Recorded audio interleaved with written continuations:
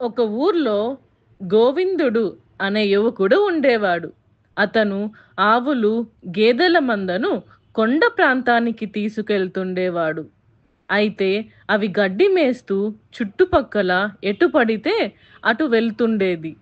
తప్పిపోతే దొరకవని గోవిందుడు వాటికి చిన్న చిన్న గంటలు మెడకు కట్టాడు.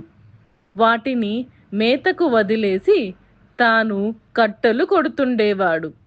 సాయంత్రం అన్నిటినీ ఇంటికి మళ్ళించేవాడు. గంటలు కట్టడంతో ఎంత దూరంలో ఉన్నా వాటిని గుర్తించేవాడు. ముఖ్యంగా తనకు ఎంతో ఇష్టమైన ఆవుకి మంచి ఖరీదైన గంట కట్టాడు. అందువల్ల అది తప్పిపోకుండా ఉండేది. ఒకరోజు ఆ గేదెల మేస్తున్న వైపు ఒక వ్యక్తి వెళుతూ ఆ ఖరీదైన గంట ఉన్న ఆవుని చూశాడు. ఆ ఆవుని ఎలాగైనా తస్కరించాలనుకున్నాడు. వెంటనే గోవిందుడి దగ్గరికి వెళ్ళి, ఆవు మెడలో గంట ఎంతో బావుంది. నాకు అమ్ముతావా? నీకు కావాల్సినంత సొమ్ము ఇస్తాను అని అడిగాడు. వీడెవడో వెర్రివాడులా ఉన్నాడు. ఉత్తి గంటకి ఎంతో డబ్బులిస్తున్నాడు అని మనసులో నవ్వుకొని సరే అన్నాడు గోవిందుడు. ఆ వ్యక్తి ఆ గంటను తీసుకుని డబ్బులిచ్చి వెళ్ళాడు. ఆ మరునాడు ఆ గంట కొన్న వ్యక్తి గోవిందుడు ఉన్న చోటికి వచ్చాడు.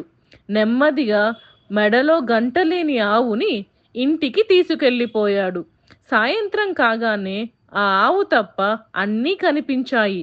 గంట లేకపోవడంతో ఆ ఆవు ఎక్కడున్నదో తెలియలేదు.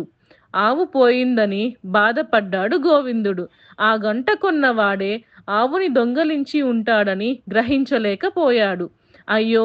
గంట ఉంటే బావుండేదే అని చింతించాడు.